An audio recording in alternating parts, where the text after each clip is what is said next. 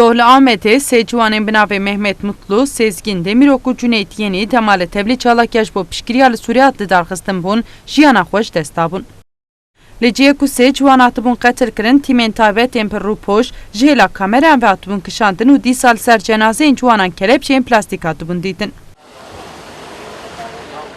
Ji ber kelepçeyên plastîk di nava xwînê de hatibûn dîtin vê yekê rê li ber gumana dibe ku pêşî ciwan hatibin girtin û paşî hatibin kuştin vekiribû. Şahidê bu yerê Sedat Ay ji mikrofona televizyona me Özgür Gün TV raxiv û îdia kir ku di ciwan di gulebaranê hatine qetil kirin û anî ziman ku ciwanê sêyemî jî bi saxî girtine ew kelepçekirine û paşê înfaz kirine. Piştî taramayê li wir du hev ciwanê me li erdê ketin. Piştî du hev li erdê ket yek jî bi saxî yanî zevkirin, birîndarî hat zevkirin. Pişt re bi hovane ew ciwanê me girtin, distî ew plastîk kelepçe taxmiş kirin.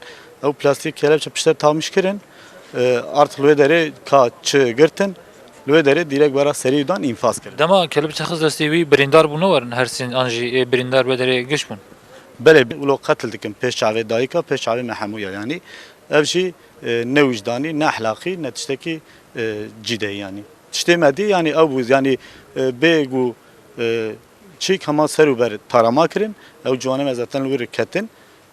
Birîndarî jî kelemçe kirin û yanî tiştê herî hovane ew yanî kelemçe plastîk kelemçe dixe dista û li pêş çavê hewqa însan bera serî dan wî înfaz kirin yanî.